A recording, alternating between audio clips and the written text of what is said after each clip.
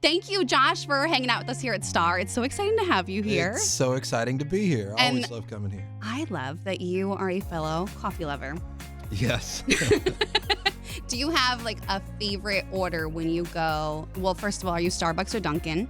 Oh wow, what a northern question. I love that, Dunkin'. Oh. I don't have.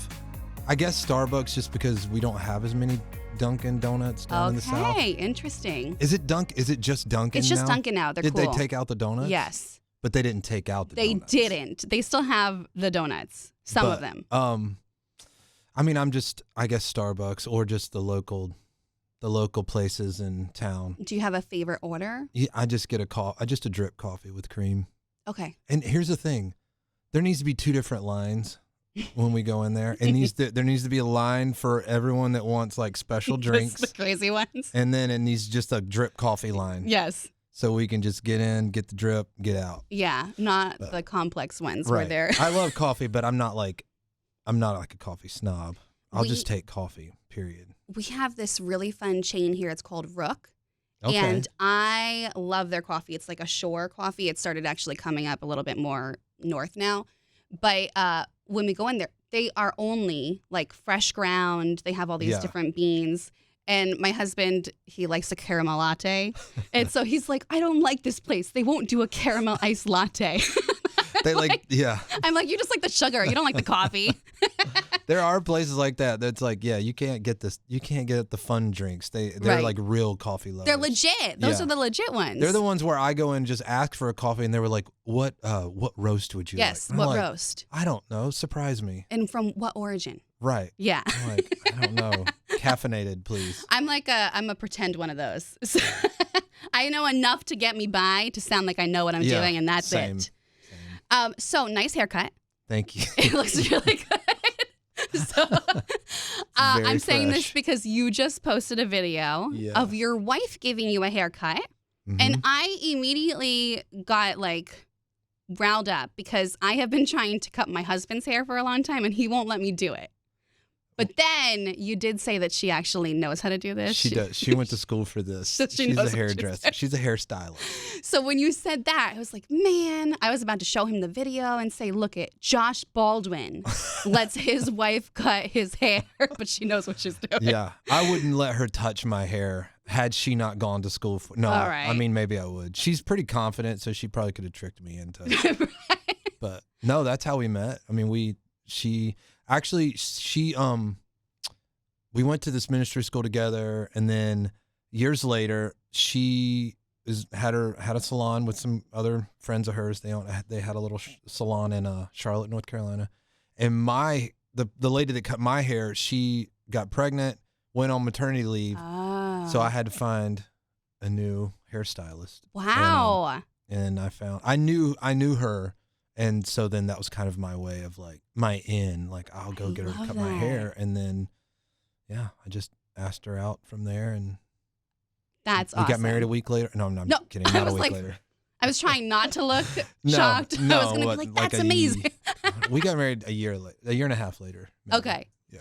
I thought you were going to be like, no, we got married and I 2 weeks later. And I haven't been paying for haircuts since, which is my joke that I said in that story. Yes. And she didn't know I was filming, and she was like, you say that all the time, in disgust. And you can hear it. You could still go back and see it. It's not even been 24 hours. But, well, maybe you can't by the time this is out. But, right. That's so funny.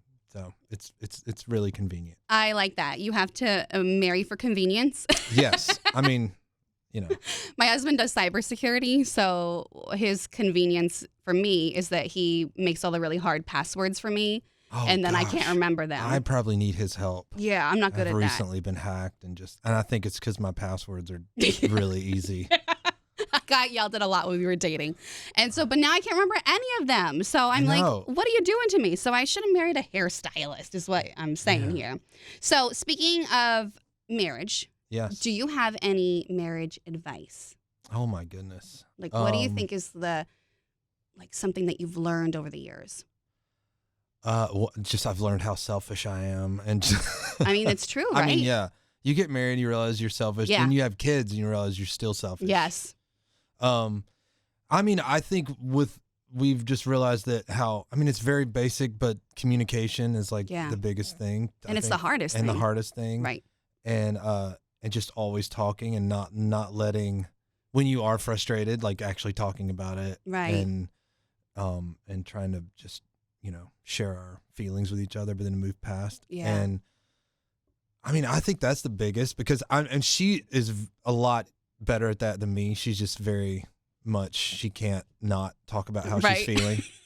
and which is a blessing. But because it's also helped me, because I can be mad at someone and just shut it down and be mad at them for like a month. Yeah. But then when I see them, be like, hey, what's going on? I can walk around the house and be frustrated with her. Yeah. And just kind of like, be okay. And yeah. Like at least I think I'm being okay. At least I think I'm like hiding it. She knows now because I'll just be quiet. She's like, why are you're being quiet? What's wrong? And that kind of forces you to open up. And then I have to open up. Yeah. But which has been good. And now it's good. And, after 13 years, we're going on 14 years. That's awesome. Yeah. What year did you like? Did I realize? How much longer do I have to wait until we get there? I don't know. It could take a long time. It could take, not a long time at all. Yeah. I think when we hit I was trying to think of what year we moved to California. It was like right around the 5th, 6th year was like.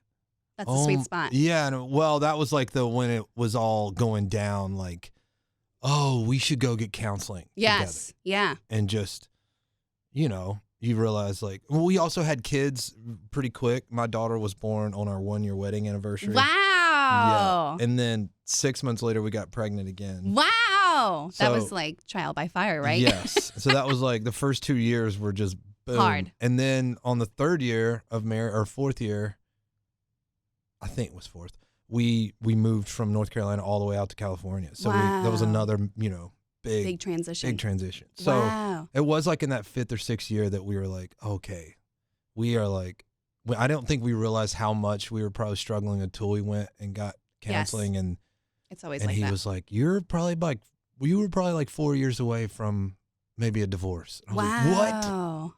Wow. And, it just was, like 4 more years of not communicating, not handling things, and not. Yeah, and building it up. Yeah, just it builds up. So that was like a big turning point. I think, that's kind of amazing though. Yeah.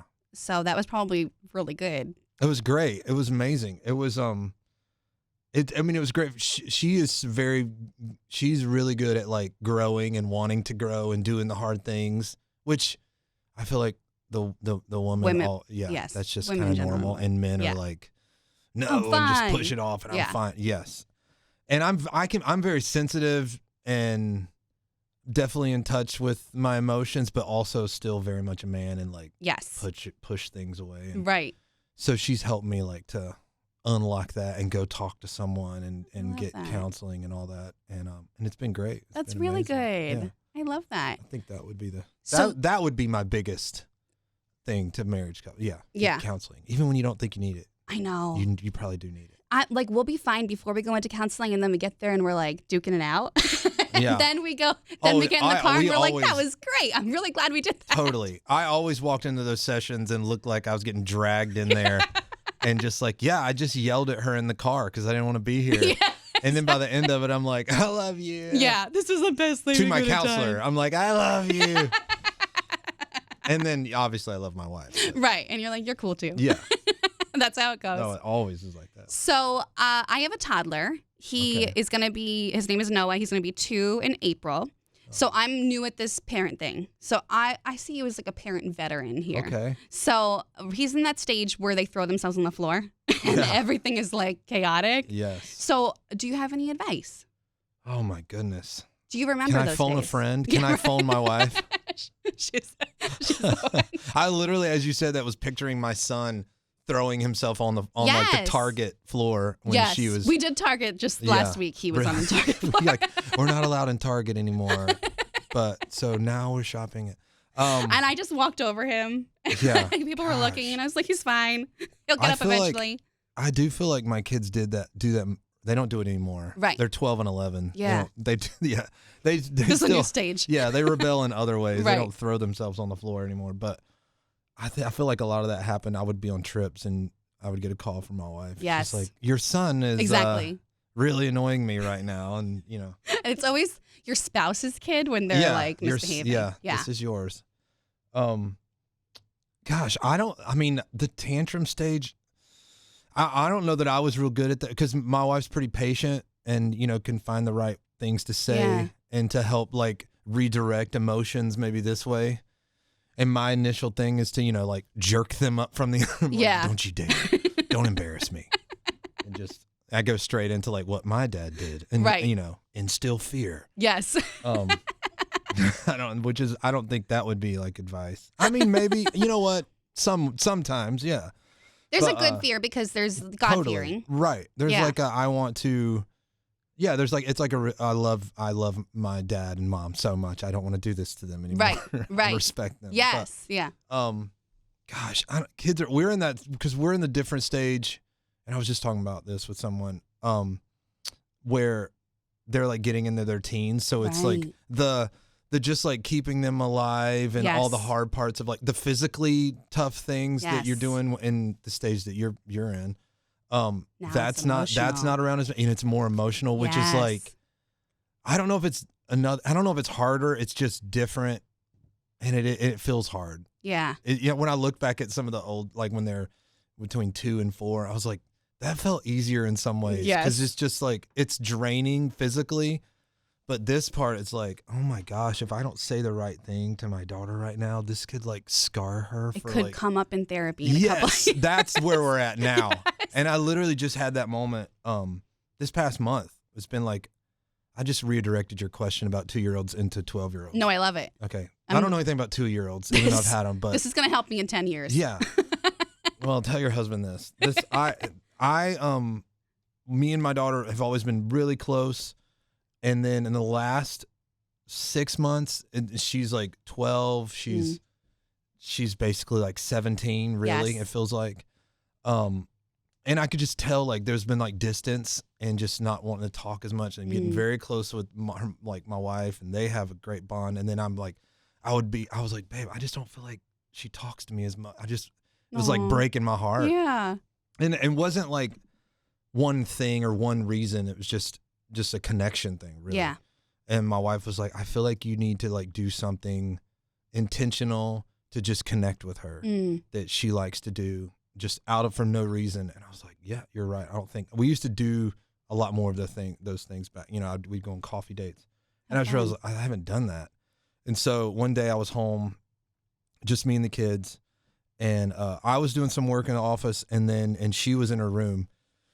And I just got out of the office and I thought I need to like do a tea party or something. And so I went downstairs. I made like her favorite tea and she has a whole collection of teapots. I love that. And so I made like a whole thing, and with like little charcuterie kind of things. What? And Yahtzee. We love Yahtzee. Yes, who doesn't? Yeah. And weirdos, that's so weirdos. And so I brought them up to my office and set it all up. She loves the Persuasion soundtrack. And I put that on, and then I went to her room and I was like, hey, will you come to my office? I have something for us. And she's like, okay. And so I did. And she like, just that, when she walked in, saw it like lit up, and she sat down and we like talked for a couple hours and just like hung out, played Yahtzee, and everything since has been completely different. Wow. Like we just connect. It just like opened that side up again, and just doing something intentional and it's especially for a dad to a daughter. Is like needs like, 'cause you're setting a precedent. Yes, because this I reposted something today. I think my counselor friend, he was posting about like treat your daughter the way you want their husband later to treat them. Exactly. And like you want them to see, like in a husband, what they saw in their dad, right? Who they saw him be. And so I was like, oh wow, that's so good. Wow, but I love that. That's so sweet. Yeah. She's gonna remember that forever. Gosh, I hope so. I gotta keep doing things like that. Yeah, that is really special. Oh, I love that. That made me want to cry a little bit. I'll try not to. Gosh, I was trying to get you to cry. We do have tissues just in case. Okay, so if you could give like your younger self a piece of advice, like to your younger me, what would you say? I feel like I would tell myself not to worry as much about the future. It's hard. Yeah, it is. Yeah, because I mean, I feel like I worried all through my 20s. And they were a long time ago. Those 20s. Like it's a blur. Yeah. I think I worried in my 20s. No, I did. And I mean, I was single. I didn't get married till I was 31. So I worried about a lot. I worried about what am I doing with my life? I mean, I was a worship pastor all my 20s, but also like doing other jobs and just, but, and not married. And just, I would worry, like, am I ever going to get married or am I ever, and I was in church atmosphere where you're encouraged a lot of times, or at least my stream of church, I got like prophetic words and all these things. Yeah. Like, I can see you doing this and which were amazing. But then also like after years, if it doesn't happen right then you start like, well, what about this, God? Right. Like you said that, or you told them. And, That's so I just felt like there was a lot of worry. And I mean, I think I did get through it by just trusting in the Lord and just, okay, the Lord knows the timing. Yeah. And, and then my 30s came along and I got married and it turns out the Lord does know what he's doing. He does. And his timing is really awesome. He's not prompt always, but he is punctual. You know what I mean? He is. You can mark that down. The Lord's not prompt, but he's punctual. That's tweetable. Oh, wait. We don't say tweetable anymore, right? What do we say? Xable? I don't know. What is it? Bizarre. How are we going to say that? Yeah. Okay. Wait, one more question. Okay. So you have a lot of really beautiful music to choose from. Oh, thank you. But I'm wondering what your favorite line is from one of your songs. This favorite line? Not even like a song, just the favorite line. I know. That's even harder. I know. I mean, you could do songs if you want to. I tried to make it hard. I know, Josh. I like butter you up, make it easy. And then I'm like, bam, the hard hitting. I mean, you could do favorite song if you want to. But so this is what, like, usually when I ask people that, it's because, like, sometimes there's a moment in your life, in your walk with God, where you're like, you have this moment, and that's how a song gets written. Yeah. And so, I mean, you could pick a song if you want to. I mean, I will go with the line that did come up when you said that is the line of my song Evidence. Probably the first line of the whole song, that all throughout my history, your faithfulness has walked beside me. Wow. That's probably because I feel like that kind of just like sums up my whole life and journey with the Lord. And even talking about worrying and just, what's next, God, and just looking back and like, well, all throughout my history with the Lord, he's been very faithful. Yeah. And not just with my personal life, but like I look at my family, like my dad, my mom, their history and just where the Lord brought them. And, that would probably be the line that sticks out. It's like maybe the line that when I think of it as like lines that I'm not going to ever get tired of singing, or songs that I'm not going to get tired of singing, that's probably one of them. I love that. Yeah. That's beautiful. I mean, it sums up who God is too. Yeah. Because it's like, he never leaves you. He's been in there for your entire history. So there's never been a time before or a time in the future where he's not going to be walking beside you. So I like that. Yeah. That's great. Thank you. Thank you.